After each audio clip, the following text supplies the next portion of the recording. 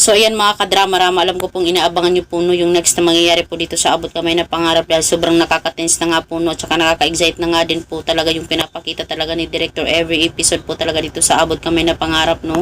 At alam naman po talaga natin mga kadrama kung ano talaga yung nangyayari ngayon no, dahil nga po itong si Zoe at saka itong si Dax ay napunta nga po talaga doon sa CR no, talagang nag-uusap nga po talaga sila, talagang nasampal pa nga po talaga ni Zoe itong si Dax dahil sinabihan niya na nasaan ka ng mga panahon na kailangan kita, yung mga ganito ba, talagang nagtago talaga itong si Dax.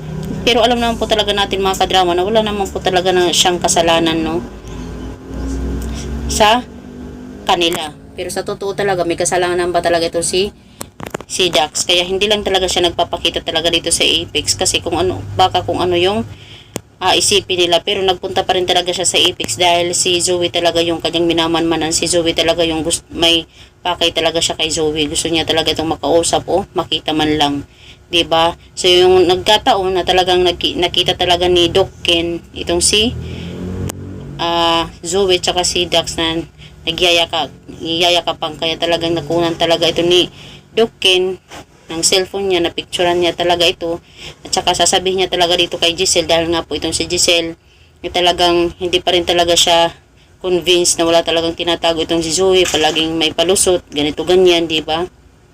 Kaya ito si Doc Ken, possible hindi niya talaga makaya yung kanyang nakita, talagang sasabihin niya na Ma'am Giselle, dapat niyo po itong makita.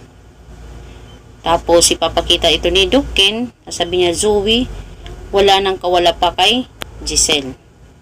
Wala na talagang kawala itong si Zoe talaga kay Giselle pag naipakita talaga niya yung ebidensya dito sa cellphone na to. Talagang sasabihin niya na totoo nga talaga yung rumors na magkarelasyon kayo ni Dax, diba? Talagang may isip talaga ni Giselle, si Dax pinatulan ni Zoe, isa siyang doktor. Paano nangyari yun? Yung mga ganun ba?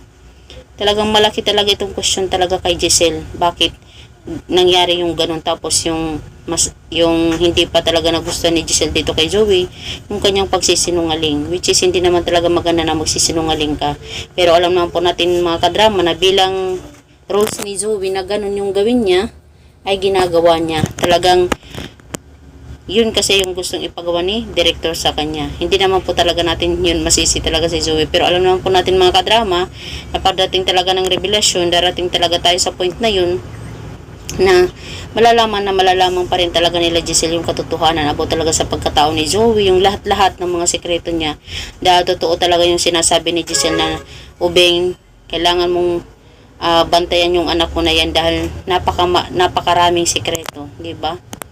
Yung mga ganun ba, kahit nga po yung pagkamatay ni Moira, akala nga din nila is alam din ni Zoe, pero alam naman po natin na wala talagang alam si Zoe sa about kay Moira, dahil buhay na buhay pa rin po talaga ito. Pasikreto lang talaga na gumagawa, nagmumove talaga itong si Moira. Si Moira parang si Taningi, diba? Nagmamanman kung anong relasyon ang madidestroy niya, mga ganun ba. Kaya ikmat mo talaga tayo mga kadrama. So yun lang po, abangan nyo po. Don't forget to please like, share, subscribe. Bye!